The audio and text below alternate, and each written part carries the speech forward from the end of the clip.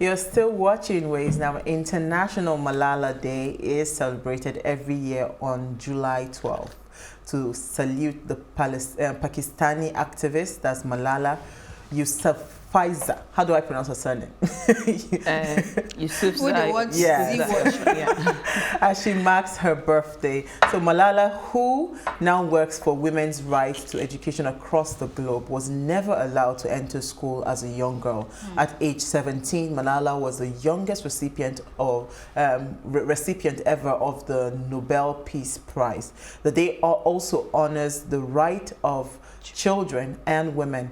Malala was born in Mingora, Pakistan on July 12, 1997. So first of all, we'll say happy birthday to Malala. And, you know, again, she keeps reminding us that there are girls, young girls like us and women that are not allowed, you know, to have a formal education. Well, you know the thing I'm I very admire. happy that, yes. Yeah, you know the thing I really admire about Yousafzai, Malala, you don't, at this era, you don't find a lot of us. I mean, you have Martin Luther's era, Nelson Mandela's era. You don't get a lot of people in this age, within our age bracket, that are willing to die for what they believe in. And that's one of the things I respect about Malala. Like, she's all about education, and she's looking people, opposing forces in the faces and telling them, listen, this is what I stand for. You know, so I really respect that about her. I think that's one of the things that makes a major leader, your ability to be so convinced about what you stand for. Yes, yeah. And you know, despite the death threats and all that, I respect her for that. So it is. I mean, she's worth all the attention and all the celebration. Yeah, she is. All right. So, who are we starting with? I'll come to you, Elsie Godwin. Okay. What I found in the news here. I'm taking this story because of what we're discussing today, and also because yesterday was World Population Day. So yesterday, marking World Population Day, the UN laments the erosion of women's reproductive rights, being one of the fallouts from the COVID-19 pandemic. The UN is calling for access to sexual and reproductive health services for women.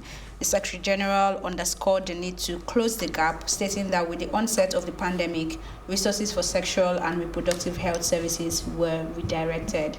So right now, they want to do everything possible to, I mean, we were behind anyway. Right now, we are now even years backward again. So it's just to commemorate today and to say that the rights need to be upheld and people need to have access to sexual and health reproductive care. So, yeah, I guess we'll be talking about that. Yeah, I'll talk about, because I think somewhere around my script, there's something around, there's a decline in our, what's it called, birth rate. Yes, there's a decline. That's, I mean, some report that I saw. But I'll come to you, Sanzi. We'll talk more about population when we start the conversation for today. But let me come to you, Sanzi. What did you find for us? Right. So I'm going to UNIZIK, which is my alma mater. I studied at Namjazgo University, Oka. So here in the news, the students are protesting. They blocked Enugu-Onitsha Expressway, saying that because they are protesting the hike in school fees. According to them, the report I read in the papers, it's the school fees was increased to 500,000. But I called someone, a very, what do I put it, a reliable source who is at UNIZIK. And then she said that, I don't know what these guys are talking about, that I didn't witness anything. And then that the school fees there was an increase, but it went from 26,000 to 50 something thousand, and then right now it's about 100 and something thousand, and then the acceptance fee is about 50,000, which is a different fee, and there is another one for biometrics. So at the end of the day, this is within like 200,000 for admission. So where they got the figure of 500,000? Yeah, we don't know. And even the school, the acting head of information and public relations, Chika Ene, denied the alleged increase. So I'm not quite sure what the paper is reporting, but I think it's worth being mentioning. More, yeah. It's important that we actually ask, because you know sometimes this is what we say about news headlines. It's very sensational, right? So I'm happy that you put that call through to someone that is currently paying the school fees. The person is telling you that this is not. But sometimes your school fees differ. It might be for a particular course. I was just going to go there about medicine, for instance. I'm sure medicine will be higher. So it depends on what the person is studying. Well, this is a science student too. No, it's not about science. General science is fine, but when you're studying courses like medicine, you know, it's usually really high. Yeah. Okay, well, they didn't specify which which of the department. Yes, so we'll dig in. It would be nice to actually just keep tabs on that and let's see what's happening there. Yeah. So my story is also linked to increments. As we're talking population, says the headline says from Premium Times says more hardship for Nigerians as BUA joins Dangote. It's actually called Angote to increase. It's called what? Yes, the D is silent. To increase cement price.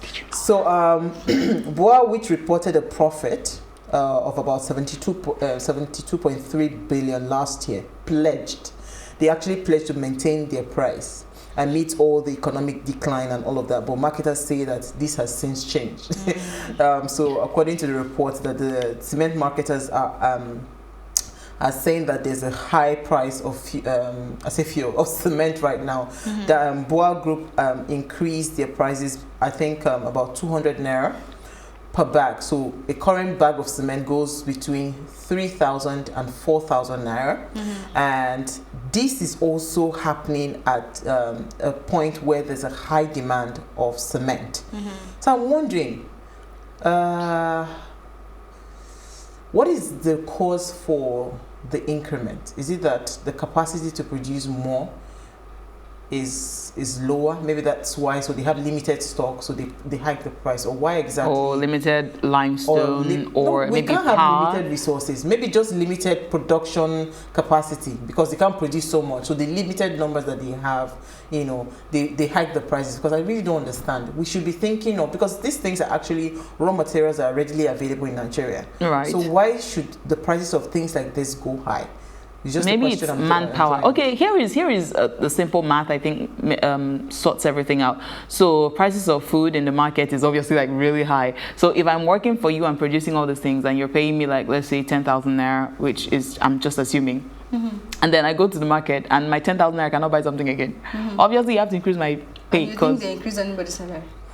I think maybe I'm just although when the they devil's reached out to advocate. the BUA Group, they said that they have actually not increased though, because the rumors are they increased their bags by 300 naira per bag.